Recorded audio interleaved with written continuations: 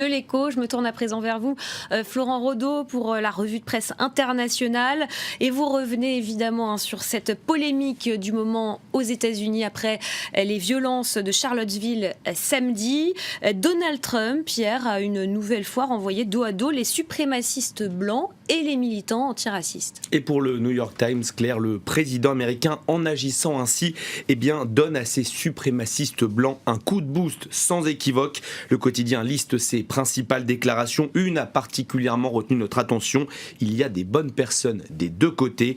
Donald Trump qui a aussi répété à cette occasion qu'il avait bien condamné ces néo-nazis et leur attitude. Pour le Washington Post, en tout cas, les Américains n'ont plus que leurs yeux pour pleurer. La seule réaction moralement justifiable est le dégoût. Lorsque celui qui dirige la nation ne comprend pas cela, la nation ne peut que pleurer. Le journal rappelle que le pensionnaire du bureau ovale n'a pas pris le soin d'appeler la famille d'Heather Heyer, cette femme antiraciste tuée lors d'une contre-manifestation à Charlottesville.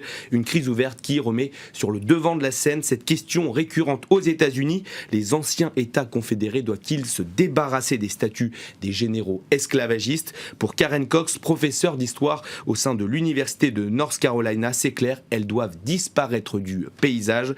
La National Review revient sur ces initiatives similaires prises dans plusieurs villes américaines. Exemple à Baltimore, lundi, la ville décidait de retirer l'une de ses statues avant de voter sa destruction pure et simple. Alors retirer de la vue, détruire ou tout simplement laisser tout en place, la question ultra symbolique divise en tout cas la société américaine. Oui, qui est plus divisée que jamais. Merci Florent pour cette page consacrée donc aux États-Unis. Vous revenez à présent sur le cas de cet Italien torturé et tué en Égypte. C'était l'année dernière. Oui, son nom, Giulio Regini, un Italien de 28 ans travaillant sur les syndicats ouvriers en Égypte. Il avait disparu donc au Caire le 25 janvier 2016. Son corps avait été ensuite retrouvé 10 jours plus tard dans un fossé, torturé et atrocement mutilé. Rome avait alors décidé de rappeler son ambassadeur en poste dans la capitale égyptienne. Si je vous en reparle aujourd'hui, c'est que l'Italie a décidé de renvoyer un nouvel ambassadeur au Caire, signe de la volonté de Rome de, je cite, dépasser les divisions dans la région.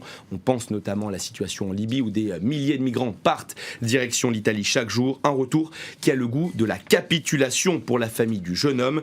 Ce n'est que lorsque nous saurons la vérité, quand ces tortionnaires et tous leurs complices nous auront été remis, que l'ambassadeur pourra retourner au Caire sans piétiner notre dignité. Fin de citation.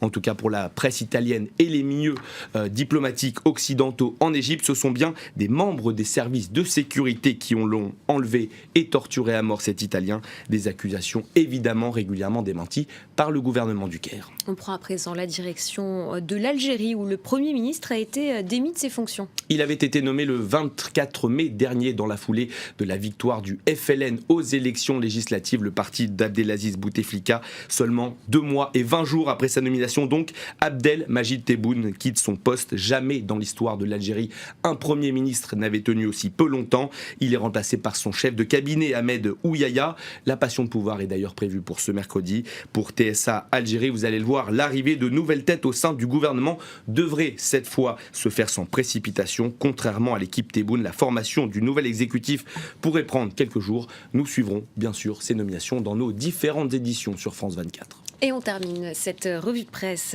internationale avec un mot de musique. Nous sommes le 16 août 2017, une date éminemment symbolique pour tous les amateurs de rock. Et pour cause, il y a 40 ans, jour pour jour, disparaissait le King of Rock'n'Roll, Elvis Presley. C'est en tout cas la version officielle, Claire.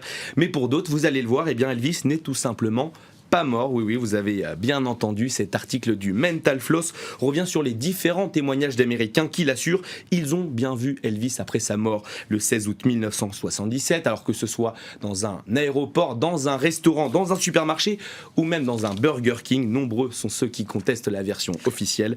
La preuve sur certains observateurs de la place du King dans la société américaine est tout simplement que certains ne veulent pas le laisser mourir. On comprend. Merci beaucoup Je vous en prie, Claire. Florent. On peut retrouver cette revue de presse internationale sur notre site internet www.france24.com. Nouveau journal à suivre dans quelques instants. Restez avec nous sur France 24.